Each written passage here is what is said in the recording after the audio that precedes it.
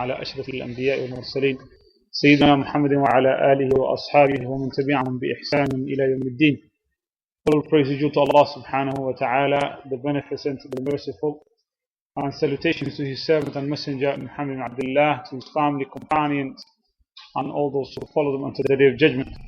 Brothers and sisters, we are still doing our kitab Mulakhas al-fiqh, Shaykh Salih al-Fawzan hafidhahullah, and we are still on the completion of the book of purification, Kitab al-Tahara. On the last two lessons we've taken the bab known as Babu fi Ahkami Izalat al-Najasa, and we started after that and barely have gone into the ahkam of hayd, nifas, menstruation and postnatal bleeding. In terms of the ahkam of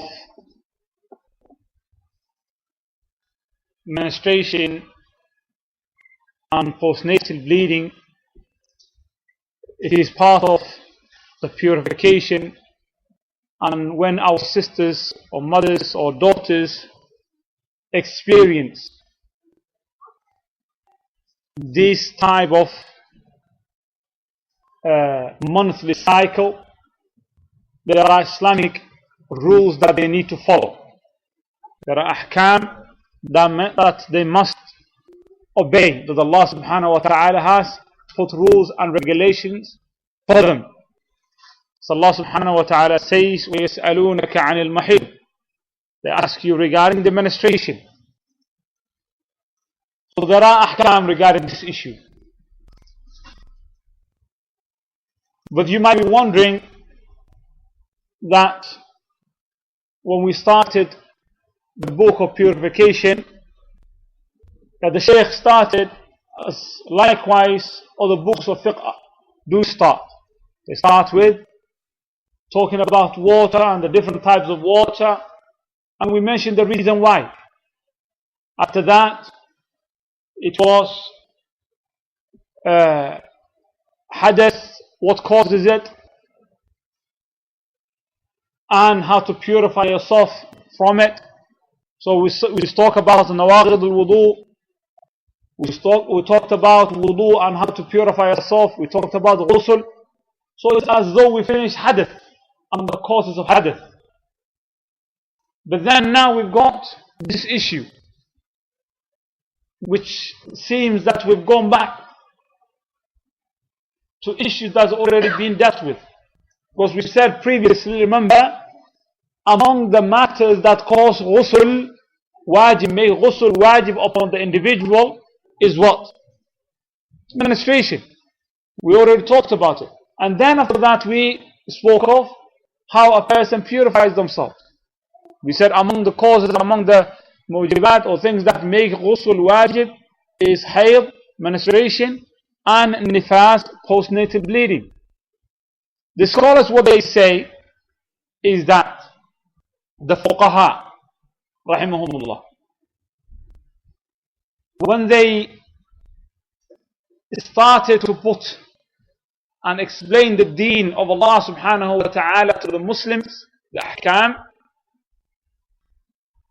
they said it is a must for us to know that which is required daily first. And there is nothing more important than the salah.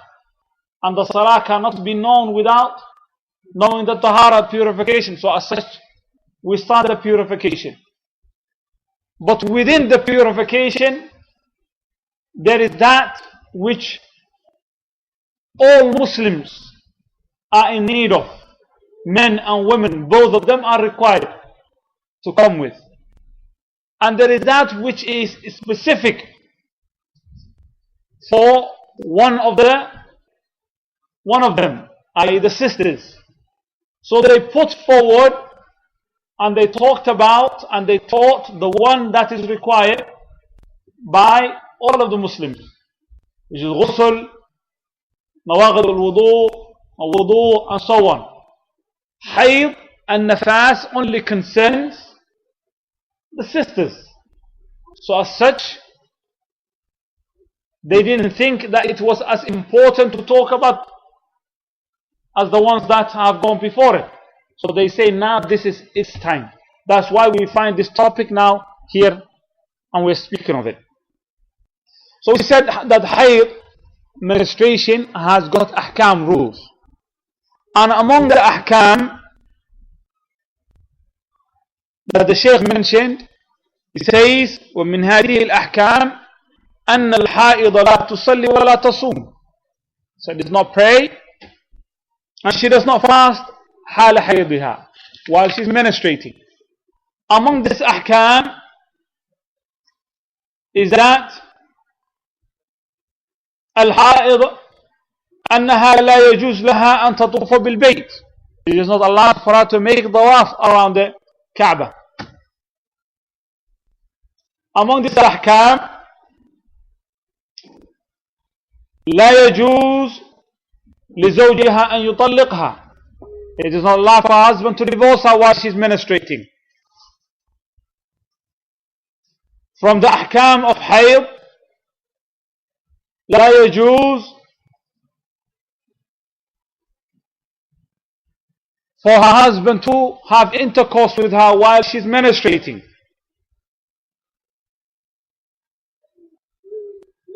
And it is a wajib upon her from the ahkam of hayd is that when the blood stops, when she stops bleeding, that it is a wajib upon her al-iqtisal, for her to make ghusl.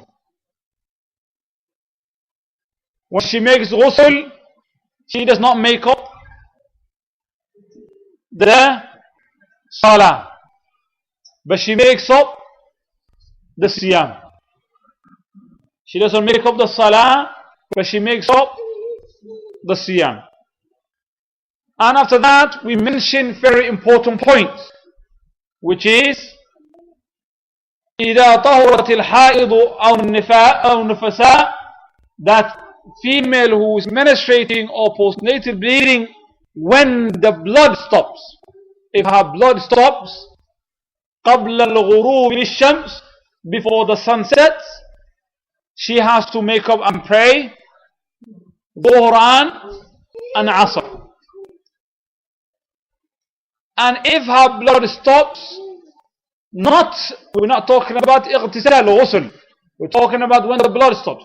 If her blood stops before Salat al-Fajr, it is a must for her to make up Maghrib and Isha. That is the ahkam concerning menstruating sisters.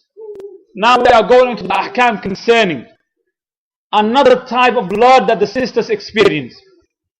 And in the books of fiqh, this type of blood is considered to, and they call it al-istihada, women that continuously bleed. Blood comes out from them continuously. And they likewise have ahkam concerning them. They have ahkam concerning them. Al-istihada, the Shaykh, he says the ta'rif for it is سيلان الدم في غير وقته. It is a flow of blood outside its time. Outside its time. Outside its time. And it is some type of illness. The Shaykh says, وَالْمُسْتَحَاضَ أَمْرُهَا مُشْكِلٌ. Mustahad, this type of women who are suffering from this blood that is continuous, this issue of it is an issue which is problematic. Why? لِاشْتِبَاهِ دَمِّ الْحَيْضِ بِدَمِّ الْإِسْتِحَاضَةِ. Because the mixing of the blood of hayd, menstruation, that we spoke of, with the blood of illness. Remember, this blood continues throughout the month. Throughout the month, the sister is bleeding. And we said that the hayd menstruation comes certain times in the month, 6 or 7 days, 3 days or so on, certain days of the month. But when she's experiencing and she's istihada, she continuously bleeds throughout the month, we have a problem. We have a problem. When is the haid come and where does it go? When does the haid come and when does it go?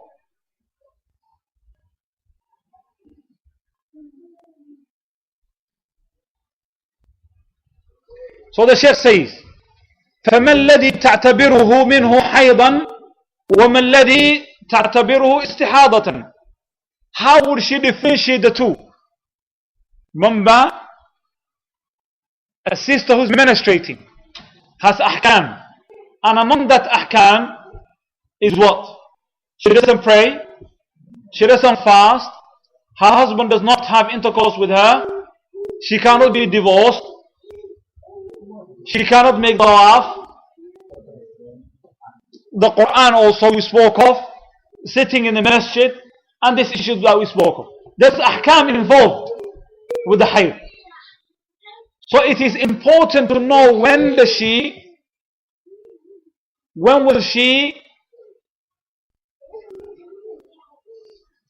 follow this rules, and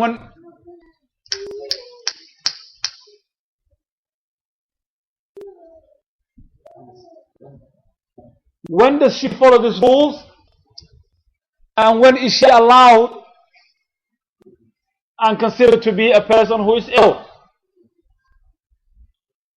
And he says upon this, he says وبناء على ذلك فإن المستحاضة لها ثلاثة حالات. She's got three circumstances. The sister who continuously bleeds has three circumstances. And my brothers, it's important for you to also know. Some of you are husbands, some of you are going to be husbands. You're going to be fathers, and you are brothers and so on, of sisters. So you might be asked, and your family members might require. So in this issue, if a sister suffers from this, then there are three circumstances. حالة الأولى, the first circumstance, أن تكون لها عادة معروفة لديها, that she has a known time that she experiences her menstruation. The first of every month. The first of every month, her menstruation comes, and it stays with her for 7 days. So from the 1st to the 7th of every month, she is menstruating. She doesn't pray and she doesn't fast and she knows عادتها. She knows her circumstance. لها عادة معروفة لديها قبل إصابتها بالاستحاضة. Before she experienced this problem, she knew she menstruates for 7 days, the first 7 days of every month, and then she had this problem. The blood would not stop. Sometime in her life, the blood continues. Every month it would not stop. Shaykh says,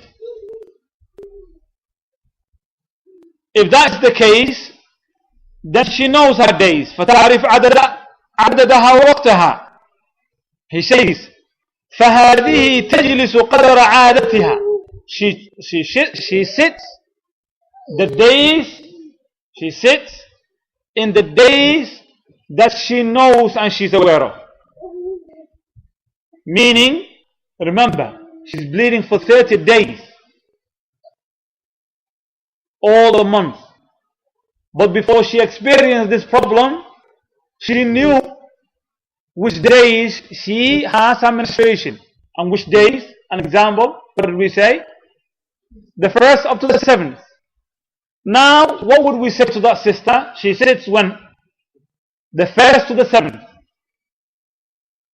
And on the 8th day, she makes ghusl and she prays and she fasts. She prays and she fasts, even though there's blood coming out.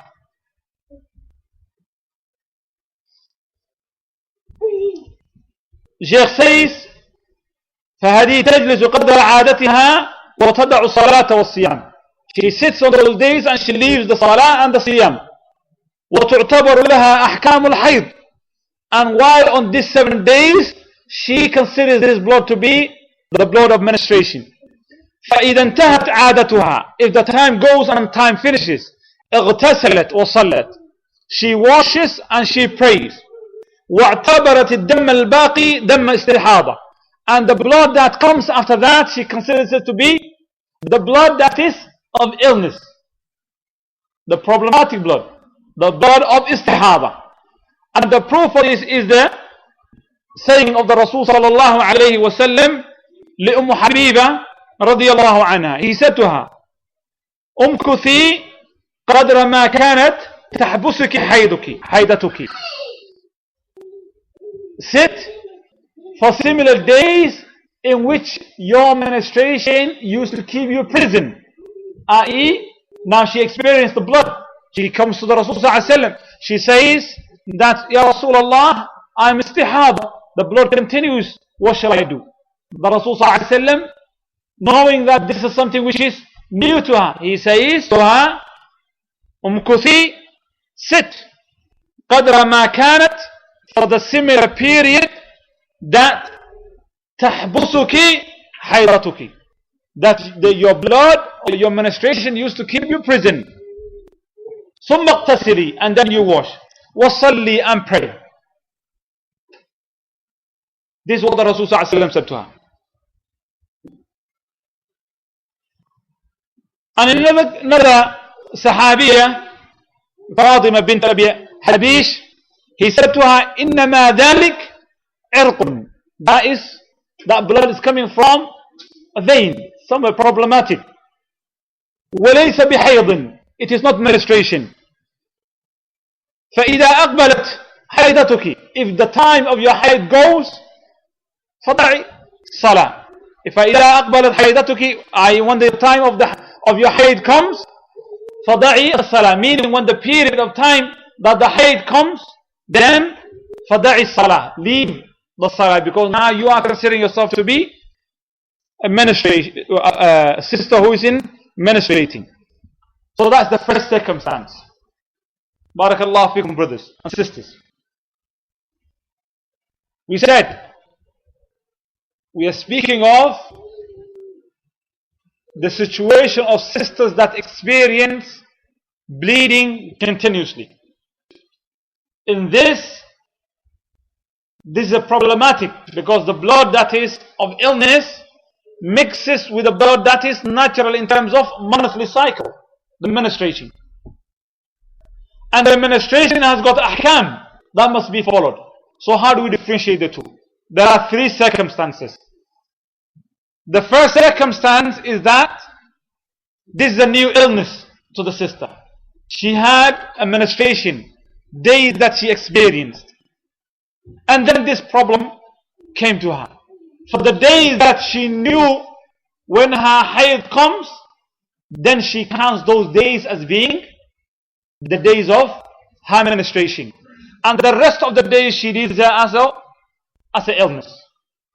The second circumstance, the second situation, حالة ثانية. إن لم يكن لها عادة معروفة.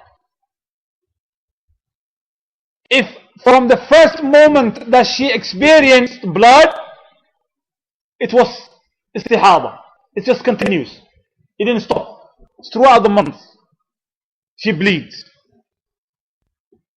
But in this case, لكن دمها متميز. The two blood can be differentiated. They're totally different. بعضها يحمل صفة الحيض. Some of the blood actually carries the characteristics of the menstrual blood. The characteristics of the menstrual blood. And the blood of menstruation has got certain characteristics. It is a lot more darker than the other blood. It has a smell that's very strong. Very strong smell. Some of the sisters maybe from the beginning, some of them the end, some of them in the middle or throughout, but it has a smell. And the color of it, it is thick, a lot more darker than normal blood. If this is the case, so for the first 7 months or the first 7 days of the month, she sees this blood that's thick, black, and smelly. And then the days after that, from the 8th and onwards, the blood becomes reddish, lighter, and it doesn't have that smell. In this case, he says, ففي هذه الحالة تعتبر دم الذي يحمل صفة الحيض حيضا. She takes that blood that carries the characteristics of hayd, menstruation, as though being the menstrual blood. And the other, the non-menstrual blood. So the days that she sees this blood type that she recognizes as to be hayd, she takes all of the ahkam of hayd. She doesn't pray, she doesn't fast, she doesn't make tawaf, and so on.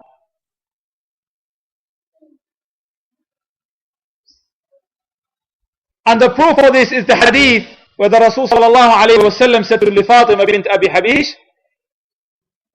إذا كان الدم الحيض, if the blood of menstruation, if this is blood of menstruation, menstrual blood, فإنه أسود, يعرف, it is black, dark, and it is known.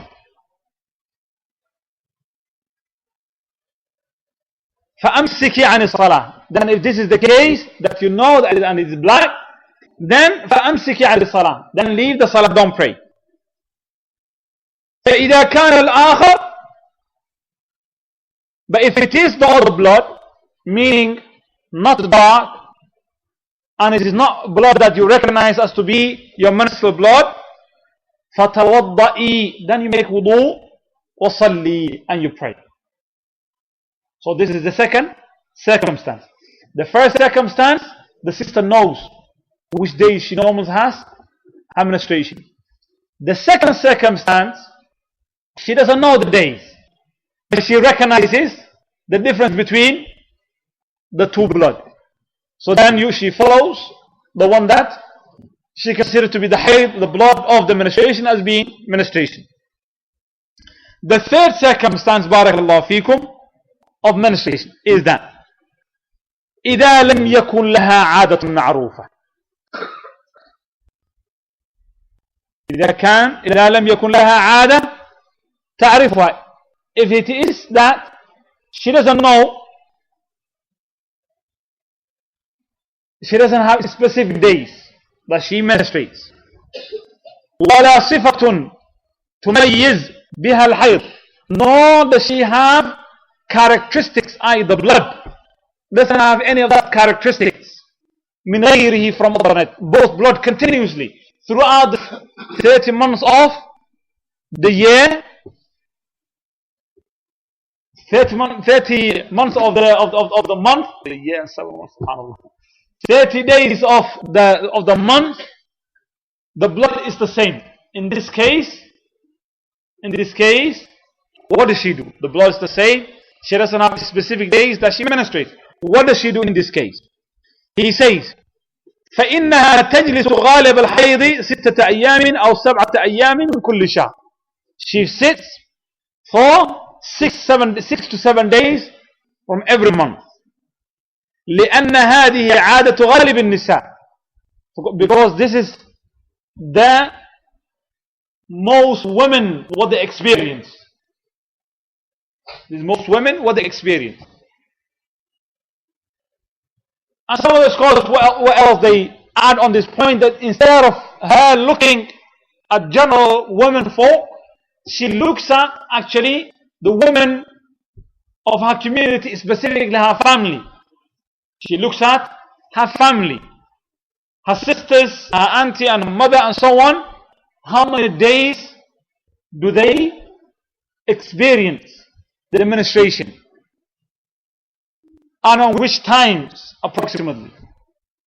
And on those times, on those days, if her sisters all of them menstruate for 3 days, in the middle of every month, then she sits those 3 days.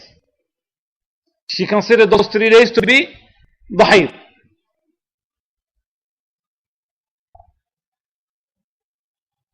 And the proof of this is the hadith of the Rasul sallallahu alaihi wasallam, لحبنة بنت جحش, when he said to her sallallahu alaihi wasallam, إنما هي رغضة من شيطان.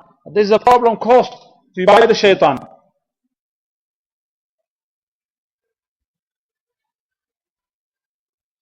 فتحيضي 6 أيام أو 7 أيام.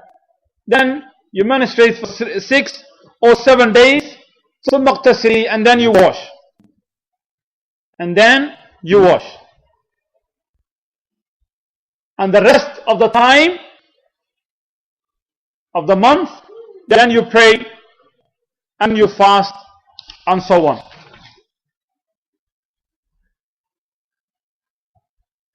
Al-Hasil, and to summarize on this, the Shaykh says that a woman who knows her days, if she experiences istihara, she becomes istihara and she bleeds continuously, but she knows her days, then she goes back to her days. A woman who can differentiate the 2 different types of blood, then she goes by differentiating the 2. And the third who cannot differentiate and she doesn't have a specific time, then she sits 6 to 7 days. And the Shaykh says, وَفِي هَذَا جَمْعٌ بَيْنَ السُّنَنِ الثَّلَاثِ. And in this, then we act upon all 3 sunan al-warid an Nabi sallallahu alaihi wasallam that has been narrated from the Rasul sallallahu alaihi wasallam. And Shaykh al-Islam ibn Taymiyyah rahmatullahi alayhi on this issue he says, وَالْعَلَامَاتُ الَّتِي قِيلَ بِهَا 6. Among the things that the scholars say regarding the istihada is about 6 situations. 3 of them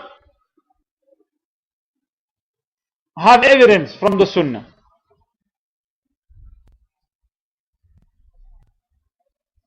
And the rest, there is no really evidence, is the kalam of the scholars. So the 3 is the 3 that the Shaykh has mentioned.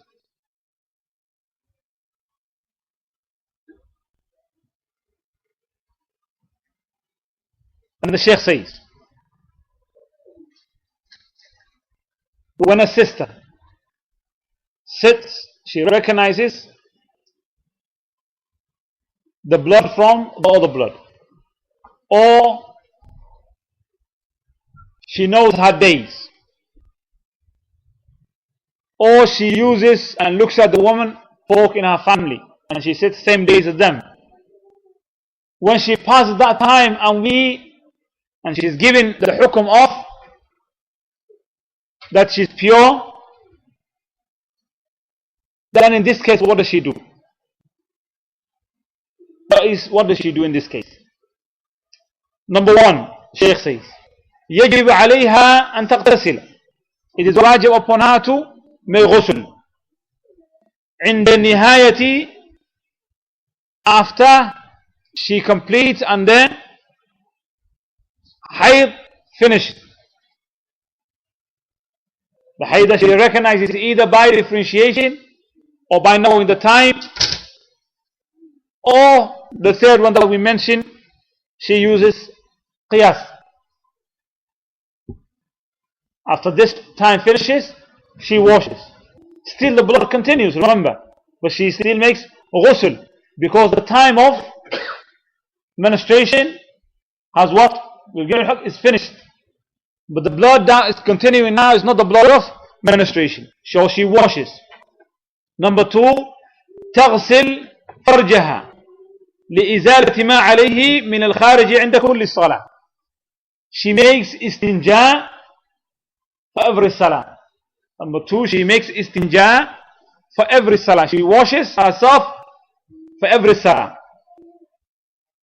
And she puts something protective to stop the blood coming out.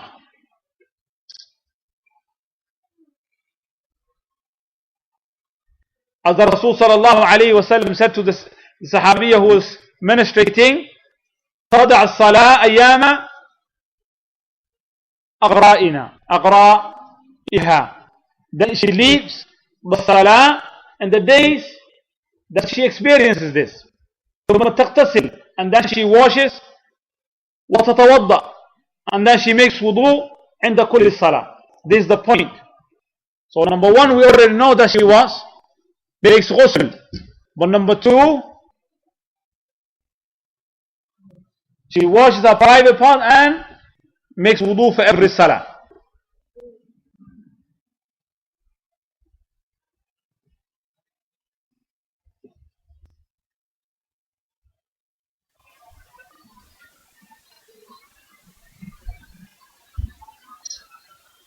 In this case,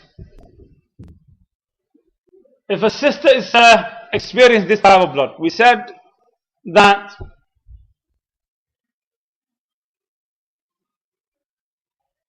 for every salah she makes istinja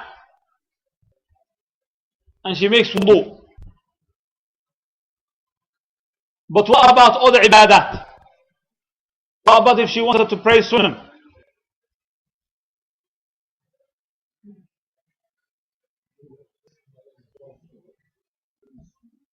What about if she wanted to read the Quran?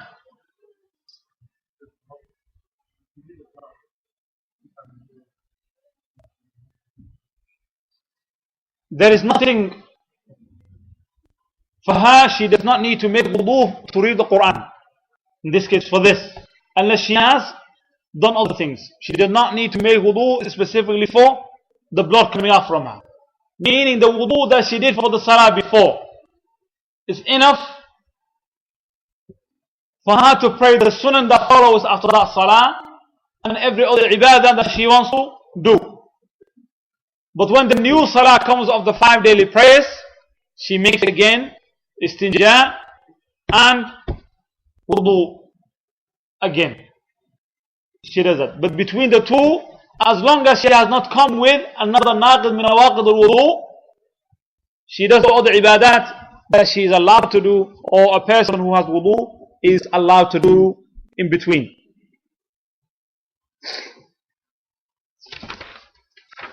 And then the third situation in which sisters experience blood, nifas, postnatal. Nifas meaning, or postnatal bleeding, is when the mother gives birth to a child, and after that she experiences blood for a certain amount of days that comes out from the womb. This is called nifas, postnatal bleeding. And likewise it has ahkam. It has ahkam. And the ahkam of it, the Shaykh says, وَالنِّفَاسِ كَالْحَيْضِ, that postnatal bleeding is like hayd, menstruation.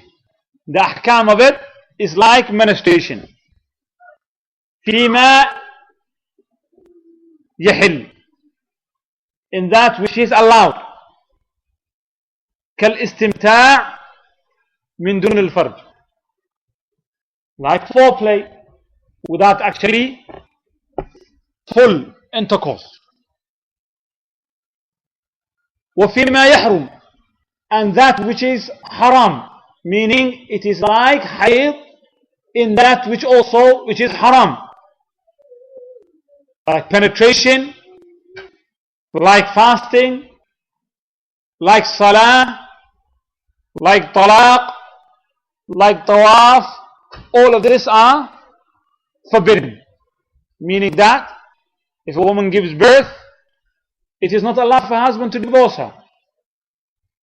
It is not allowed for her to make tawaf. It is not allowed for her to pray, and it's not allowed for her to fast while she's experienced this. وقراءة القرآن واللبث في المسجد, and we spoke of those. وفي وجوب الغسل, and likewise it is wajib upon her to make ghusl, like it is wajib upon sister who is on hayd menstruating to make ghusl when the blood stops. ويجب عليها أن تقضي الصيام دون الصلاة. Likewise, it is wajib upon her to make up her fasting, but she doesn't make up for the salah, like hayd.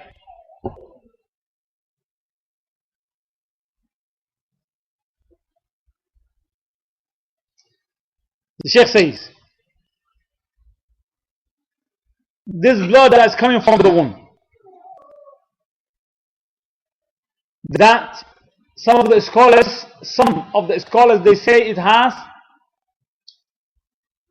maximum in terms of limit up to how much it continues. He says, وأكثر مدته عند الجمهور, on the majority of the scholars, أكثر, the longest that it can continue to run is 40 يوما, 40 days. 40 days that this blood can continue.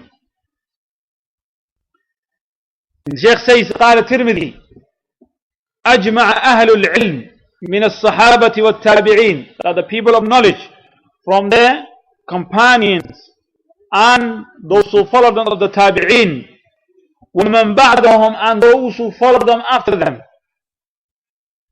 have come into agreement, consensus, على أن النفساء, that women who experience postnatal bleeding, تضع الصلاة, they leave the salah 40 يوما, 40 days, إلا except أن ترى طهرا, except that they see purification, they stop of the blood, that the blood stopped قبل ذلك, before that, meaning that they see all of the scholars from the Sahaba, the Tabi'een, and those who are after them, they have agreed among themselves, ajma', that for the woman who is experiencing postnatal bleeding, she leaves the salah for 40 days unless she sees the blood stop before that. Meaning 40 days is the limit. 40 days is the limit. And the blood stops before that, فَتَقْتَسِلْ وَتُصَلِّي, she washes and she prays. Sheikh says, فَإِذَا انْقَطَعَ دَمُ النُّفَسَاء, if the blood of nifas, if the blood of nifas stops قبل 40, before 40 days, فَقَدْ انتهى نفاسها, then her blood stopped. فَتَقْتَسِلْ, and she washes. وَتُصَلِّي, and she prays. And she prays. وَتُزَاوِلُ مَا مُنْعَتْ مِنْهُ بِسَبَبٍ نِفَاسٍ, and she continues and she does what she was forbidden from while she was in the situation of nifas.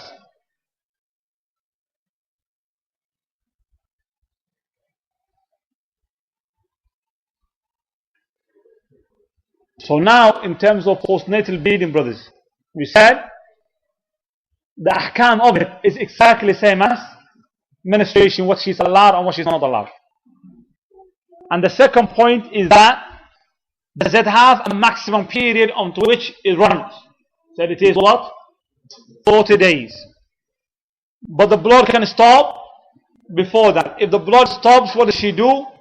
Washes and prays and fasts and does whatever she was not allowed to do before that. Then the Shaykh says, وَإِذَا أَلْقَتِ الْحَامِلُ مَا تَبَيَّنَ فِيهِ خَلْقُ الْإِنسَانِ, some of the women, the mothers, pregnant women, don't complete the pregnancy. they have what is called miscarriage. Miscarriage. In this case, what does she do?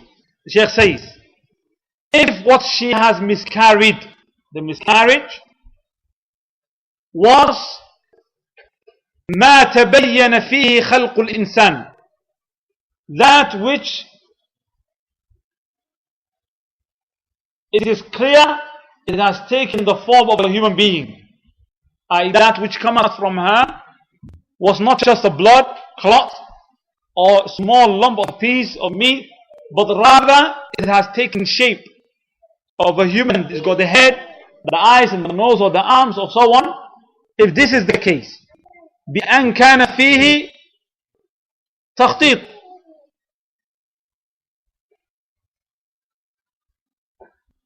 and when this came out, she experienced. He says, فَلَهَا أَحْكَامُ نُفَسَاء. Then she has the ahkam of the women who are postnatal. Ahkam of nufasa. والمدة التي يتبين فيها خلق الإنسان في الحمل 3 أشهر غالبا. The period in which this becomes, i.e. what is in the womb takes the form of a human being, is غالبا 3 months. 3 months.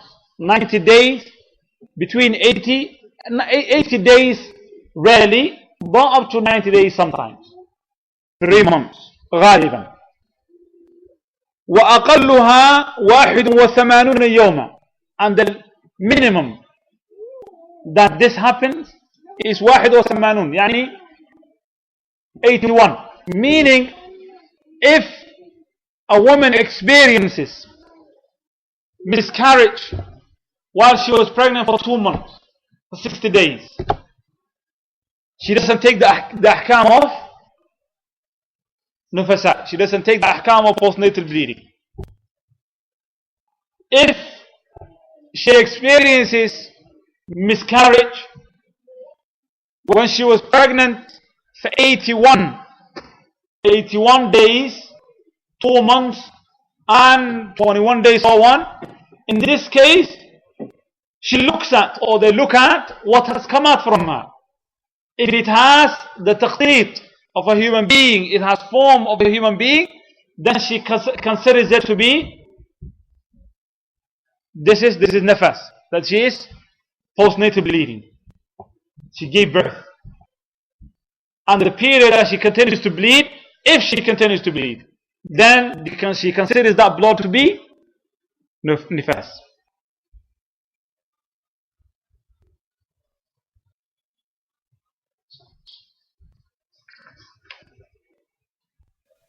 So if the difference between the two brothers, that if a sister has a miscarriage in 2 months, 60 days, does she pray? Does she have to pray? Yes. Does she have to fast? Yes. Can she make dua? Yes. She can do whatever. What about the blood that's coming out from her? If she bleeds, it is istihada, the problematic blood. So in this case, what does she do? She washes, istinja, and makes wudu for every salah, as long as that blood continues. But if it's 81 days, what does she look at? What came out from it? If it has taken what?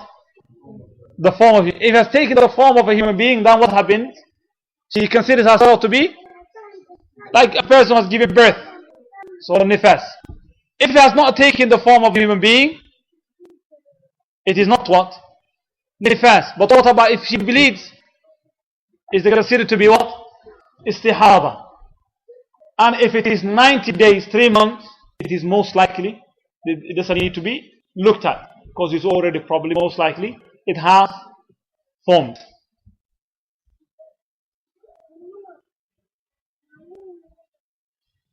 And then the Shaykh added an important point. And he says, وَهُنَا مَسْأَلَةٌ يَجِبُ التَّنْبِيهُ عَلَيْهَا. There's an issue that we must bring your attention to this. وَهِيَ أَنَّ بَعْضَ مِنَ النِّسَاءِ, that some of the women قد تتناول دواء لمنع النزول دم الحيض, that they may eat certain tablets, certain things to stop the blood of menstruation from coming, حتى تتمكن من صيام رمضان أو أداء الحج, so that they are able to fast the month of Ramadan, or that they are able to complete the Hajj. They eat certain tablets to stop the blood from coming out.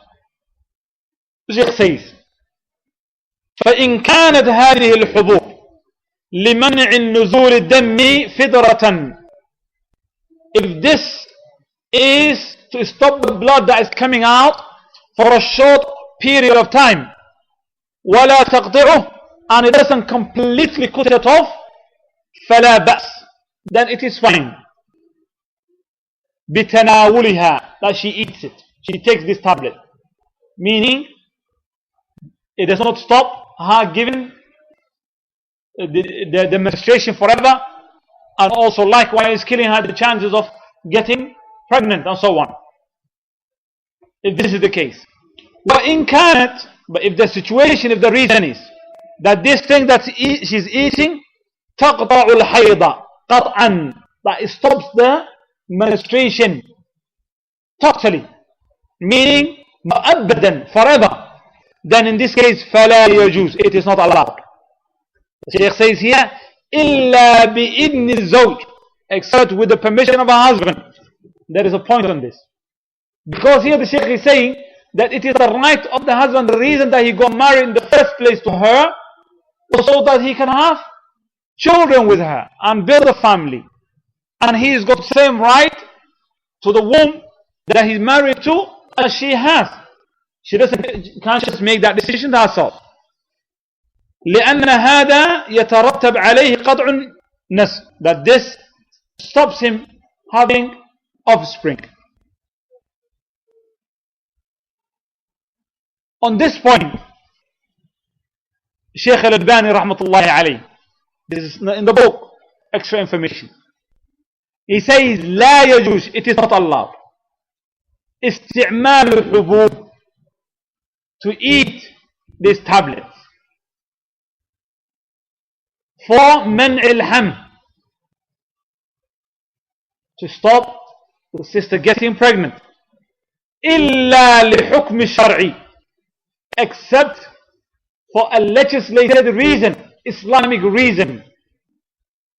وهو لمرض المرأة, and this Islamic reason is that it is for the health and safety of the woman, not any other reason. She is not allowed to eat. And he was asked on the same thing, Ya Shaykh, is it good enough reason for her to eat this tablet, so that thinking about the tarbiyah of the awlad, the children, to bring them up and so on? And he says لا يجوز, for this it is not allowed. This is an Islamic reason. It is an Islamic reason. Shaykh al-Albani rahmatullahi alayhi says this, and Ibn Uthaymeen rahmatullahi alayhi says لا يجوز, it is not allowed for her to take this tablet which stops her from getting pregnant, لما يترتب عليه من ضرر على الحمل, because of the problem that it brings to her future chances of getting pregnant. It could cause a disease and so on. And how many sisters do we know who have taken this type of things and then they are unable to get pregnant when they decided to have children? Because this is poison that they are putting inside their body. Also, وَلِتَشْوِيشِ فِي وَقْتِ الْحَيْضِ, because it brings about also problem, confusion in the menstrual period. She takes this tablet and then she continues, the tablet that to stop her getting pregnant, so she continues bleeding throughout the month. And sometimes some of the sisters, instead of taking tablets, they put things on their arms and so on. What do they call it? Implants on their arms, on their body, and they continuously bleed. She can't pray, she doesn't know what to do. Tashwish. يعني confusion in her ibadah, in her salah. And this is haram. Something which is not allowed. And the Shaykh says also, Ibn Uthaymeen likewise, like Shaykh Al-Bani, وَيَجُوز إِذَا كَانَ لِحَاجَةٍ شَرْعِيٍّ. It is allowed if it is for a legislated reason. And sometimes, subhanallah, this idea of an Islamic, because Islam, the Rasul sallallahu alayhi wa sallam, خير الخلق الذي لا ينطق عن الهوى, the one who does not speak of his own desire, has said for us and encouraged for us to have children, multiply. But now we are getting ideas of foreign to us. We're thinking, oh, the children are problematic. How are you going to care for them? How are you going to look after them? You can't even take out 3 and so on. وَالْعِيَاذُ بِاللَّهِ.